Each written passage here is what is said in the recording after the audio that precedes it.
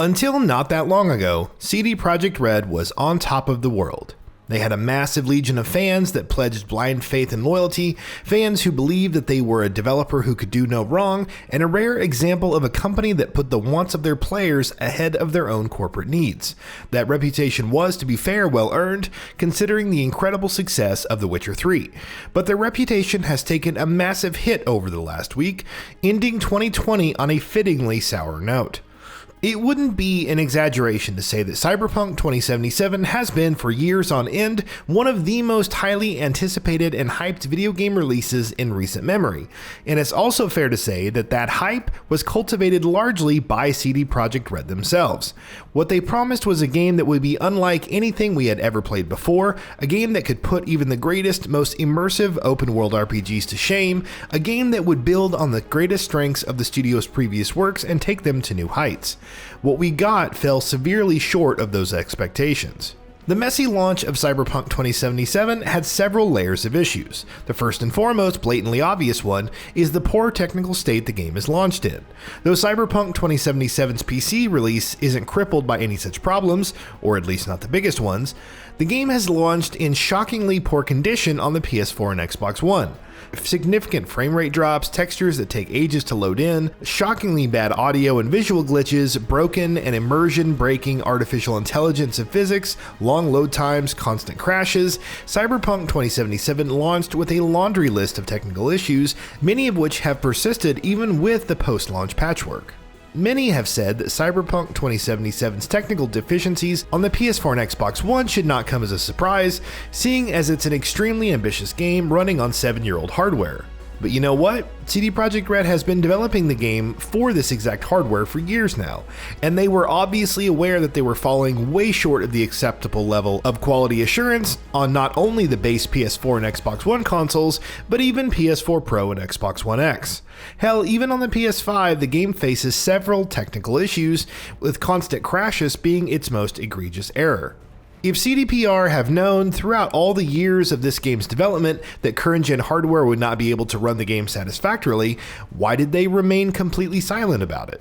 Why did they write checks they clearly couldn't cash? CD Projekt RED says that they felt no external or internal pressure to not delay the game once again, so why didn't they when they clearly needed to? They say they understand the complexity of getting the game running on current-gen systems, but how could they possibly have continued to make that mistake continuously over the course of the game's multi-year development cycle? To say nothing of the completely fallacious nature of the notion that the base PS4 and Xbox One cannot run an ambitious, technically impressive open-world game. Red Dead Redemption came out on both consoles in 2018 and is perhaps the single most technically impressive open-world game made to date, and it ran on that aged hardware like an absolute dream. And that brings us to the second layer of Cyberpunk 2077's problematic launch, the one that has been the most shocking to witness, and that is the blatantly deceptive and intentionally misleading pre-launch marketing push for this game that CD Projekt RED formulated. Again, CDPR knew how terrible of a state Cyberpunk 2077 was launching on the PS4 and Xbox One in, and in spite of being fully aware of that fact, not once did they show the game running on base consoles prior to its launch. While they were raking in the money for millions and millions of pre-orders of the game from PS4 and Xbox One owners, they were intentionally hiding what condition the game was in.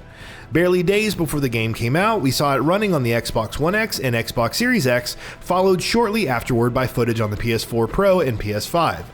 And in retrospect, it's easy to tell that even that footage was very carefully touched up to make it look a lot better than the final product does. Though it's worth noting that at least on the Xbox Series X, the game comes close to being in acceptable condition. On top of that, we have a shockingly audacious attempt by the developer to ensure that the pre-launch reviews for the game were not affected by very real issues. CDPR have gone on record as stating that releasing a game with a Metacritic score of 90 or higher was very important to them.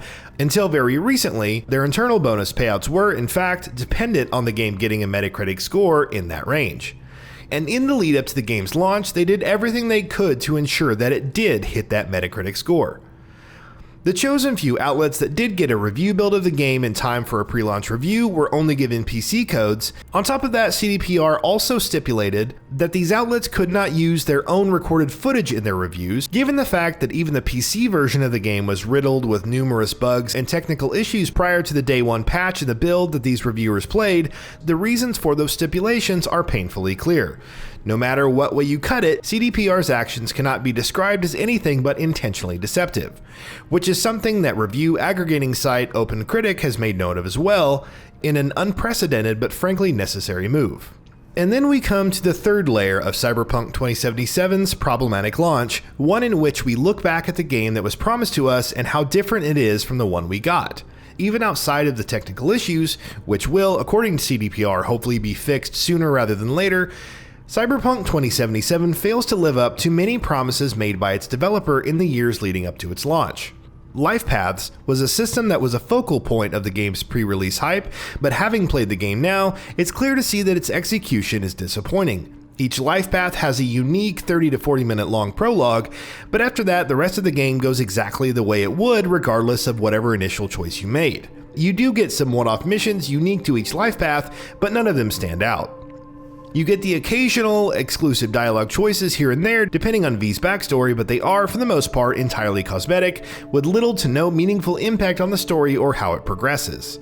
CD Projekt RED also very explicitly promised that life paths would lead to non-linear quests and plenty of divergent progression, but none of that is in the game.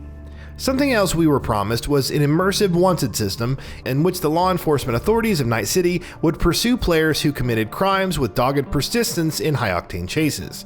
Well, those chases are nowhere to be found, and the broken wanted system of Cyberpunk 2077 might as well not exist. CDPR also promised complex AI and daily routines for thousands of NPCs in Night City. None of those promises came to fruition either.